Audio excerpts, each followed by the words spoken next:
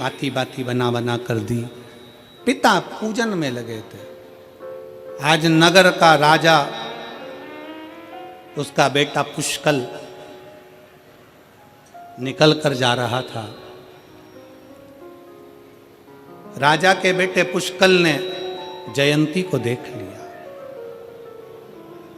इतनी सुंदर कन्या, इतनी सुंदर लड़की, पुष्कल उसको देखकर आसक्त हो गया।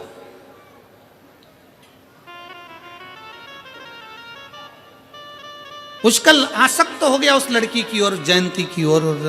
जयंती को नहीं मालूम कि मुझे कौन देख रहा है। जयंती तो अपनी बाती बनाती शंकर के मंदिर में जा रही है। पिताजी को बाती देने के लिए जा रही थी और मंदिर में, शंकर के मंदिर में पहुंच रही थी बाती बनाते बनाते बनाते बनाते, और भगवान शंकर के मंदिर में पहुंची। उसको नहीं मालूम कि कौन ने देखा। उसके ही नगर के राजा का बेटा पुष्कल जयंती को देख लिया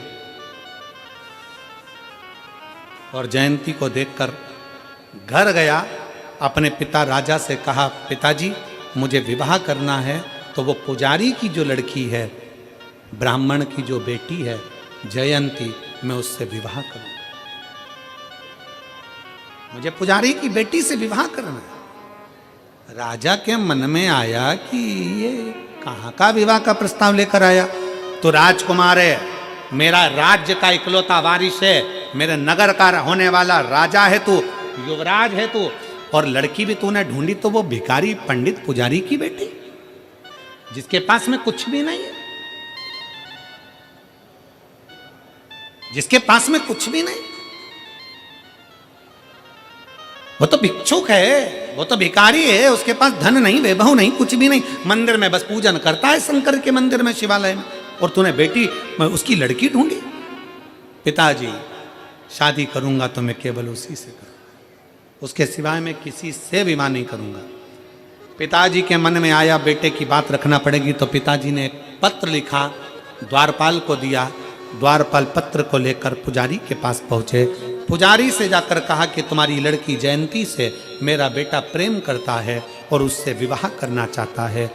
तुम मेरी बेटी, अपनी बेटी का विवाह मेरे बेटे से कर दो।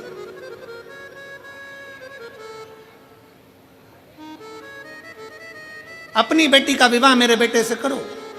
ब्राह्मण ने पत्र को पढ़ा। पत्र पढ़कर ब्राह्मण की आंख में आंसू भर गया, पंडित पुजारी की नेत्रों में जल भर गया। कहां राजा और कहां मैं एक साधारण सा पुजारी, मेरे पास में कुछ भी नहीं है। बेटी अगर ब्याहूंगा तो उसको 2 जोड़ कपड़े तो देना पड़ेंगे, कानों में कुंडल देना पड़ेगा, गले में कुछ देना पड़ेगा, उसकी वस्त्र तो मुझे देना पड़ेंगे, मेरे पास तो वो भी नहीं है। मैं देऊंगा तो देऊंगा क्या प्रदान करूंगा।